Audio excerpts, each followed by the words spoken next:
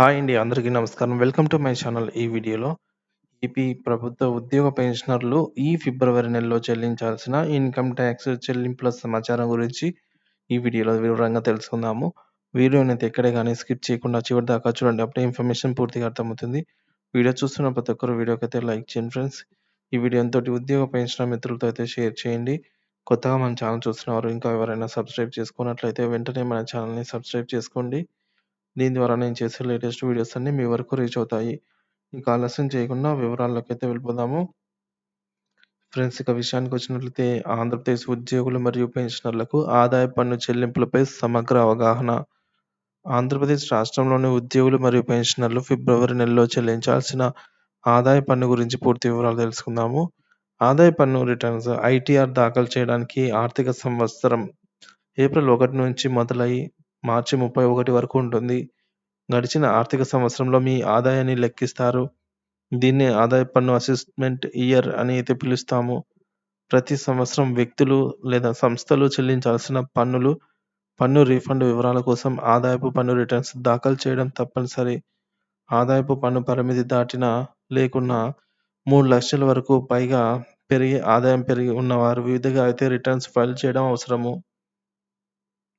వీరు చెల్లించాల్సిన ఆదాయపు పన్ను మీ ఆదాయం రకం, మొత్తం ఆదాయం, వయస్సు, పన్ను మినహాయింపులు వంటి అంశాలపై ఆధారపడి ఉంటుంది. టీడీఎస్ సాధారణంగా మీ ఆదాయపు పన్ను మీ డీడీఓ ద్వారా అయితే మినహాయించబడుతుంది.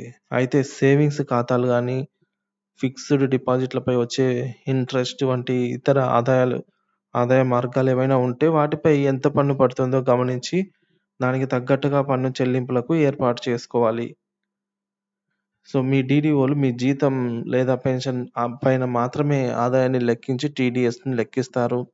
ఫిక్స్డ్ డిపాజిట్లు, బ్యాంకులు, మ్యూచువల్ ఫండ్స్ ఇతర ఆదాయాలపై అయితే పన్నును మీరు వ్యక్తిగతంగా లెక్కించి చెల్లించాల్సి ఉంటుంది. నూతన పన్ను విధానం న్యూ టాక్స్ రెజిమ్ ఆర్థిక సంవత్సరం 2024-25కు సంబంధించి ఆదాయం మరియు పన్ను రేటు ఈ విధంగా అయితే ఉండబోతున్నాయి. సో, 3,00,000 వరకు ఎటువంటి పన్ను లేదండి. 3,00,000 నుంచి 6,00,000 వరకు 5% పన్ను అయితే పడుతుంది. అలాగే 6-9,00,000 వరకు 10% పన్ను. 9-12,00,000 వరకు 15% పన్ను. 12-15,00,000 వరకు 20%. ఇక 15 పైన ఎంత ఉన్నా కూడా 30% పన్ను చెల్లించాల్సి ఉంటుంది. సో, ఈ నూతన పన్ను విధానంలో స్టాండర్డ్ డిడక్షన్ 50,000 నుంచి 75,000కు పెంచారు.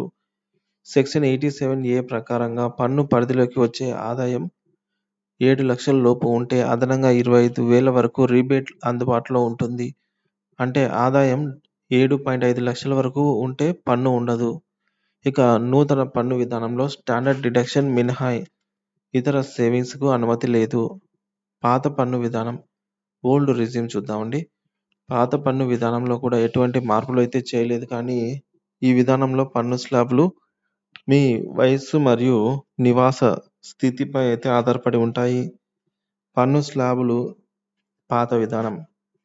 సో, ఈ మేరకు మరి పాత విధానంలో జీతం లేదా పెన్షన్ పొందే వ్యక్తులకు ఆదాయపు పన్ను స్లాబ్‌లు 3 రకాలుగా వర్గీకరించబడ్డాయి. 60 సంవత్సరాల లోపు వయస్సు ఉన్న వ్యక్తులకు మరియు హిందూ అవిభాజ్య కుటుంబం హెచ్‌యుఎఫ్. ఇక 60 సంవత్సరాల నుంచి 80 సంవత్సరాల మధ్య వయసు ఉన్న సీనియర్ సిటిజన్లు, 80 సంవత్సరాల పైబడిన వయసు గల సీనియర్ సిటిజన్లకండి. ఇక్కడ చూడొచ్చు టేబుల్‌లో ఆదాయము రూపాయల్లో 60 ఏళ్ళు, అలాగే 65 ఏళ్ళు, 80 ఏళ్ళు పైబడిన వారికి టాక్స్ స్లాబులు ఈ విధంగా ఉంటాయి. సో, 2.5 లక్షల వరకు ఎటువంటి పన్ను ఉండదు. 2.5 లక్షల నుంచి 3 లక్షల వరకు కూడా ఎటువంటి పన్ను ఉండదు. ఇక 3 లక్షల నుంచి 5 లక్షల మధ్యలో 5% పన్ను ఉంటుంది. 5-10%, 10 లక్షల వరకు ఉన్న వారికి 20%, ఇక 10 లక్షల పైన ఎంత ఉన్నా 30% టాక్స్ అయితే వర్తిస్తుంది. ఉదాహరణలు కొత్త మరియు పాత పన్ను విధానాల్లో ఆదాయ పన్ను లెక్కింపును కొన్ని ఉదాహరణల ద్వారా చూద్దాము. వార్షిక ఆదాయము 7,50,000 ఉంటే నూతన విధానంలో స్టాండర్డ్ డిడక్షన్ 75,000 తీసివేయగా పన్ను పరిధిలోకి వచ్చే ఆదాయము 6,75,000 అవుతుంది. అయితే దీనిపైన 75% పన్ను అంటే రూ. 33,750 చెల్లించాలి.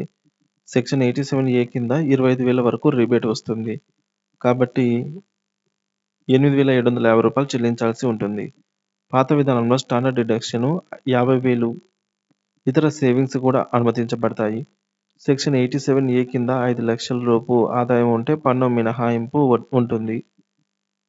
ఇక ఉదాహరణ 2 60 సంవత్సరాల నుంచి 80 సంవత్సరాల మధ్య ఉన్న వయసు గల సీనియర్ సిటిజన్లకు వార్షిక ఆదాయము 7,50,000 మీద అయితే చూద్దాము. పాత పన్ను విధానంలో అయితే పన్ను లెక్కింపు ఇలా ఉంటుంది. వార్షిక ఆదాయము 7,50,000 స్టాండర్డ్ డిడక్షన్ అనేది 50,000 తీసివేయగా ఆదాయం అనేది 7,00,000 అవుతుంది. 60 ఏళ్లు పైబడిన వారికి 3,00,000 వరకు పన్ను ఉండదు. మిగిలిన 4,00,000 పై అయితే పన్ను లెక్కిస్తారు. సో 3,00,000 పైన 5% పన్ను ఉంటుంది కాబట్టి 10,000 తర్వాత 2,00,000 పైన 20% కాబట్టి మరో 2,00,000 రూపాయల పైన 20%తో 40,000 మొత్తం 50,000 పన్ను పడుతుంది. దీనికి అదనంగా సెస్ కూడా చెల్లించాల్సి ఉంటుంది. ఉదాహరణ 3 పైన తెలిపిన సీనియర్ సిటిజన్‌కు రూ.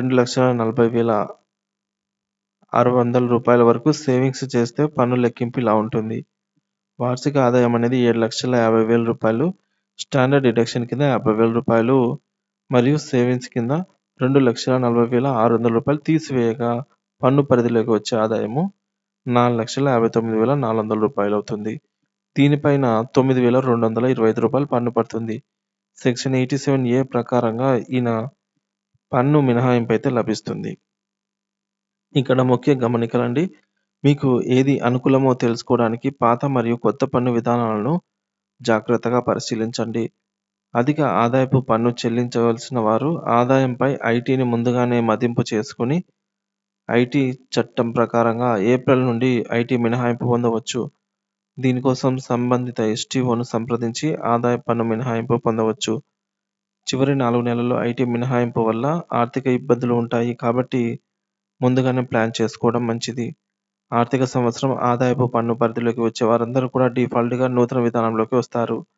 ఒకవేళ పాత పద్ధతిలో కొనసాగాలనుకుంటే సంబంధిత ఎస్టీఓలకు ఒక వైట్ పేపర్ మీద ఓల్డ్ రెజ్యూమ్‌లో కొనసాగాలని రిక్వెస్ట్ లెటర్ ఇవ్వాలి. అప్పుడు సేవింగ్స్ వివరాలనైతే తెలియజేయాల్సి ఉంటుందండి.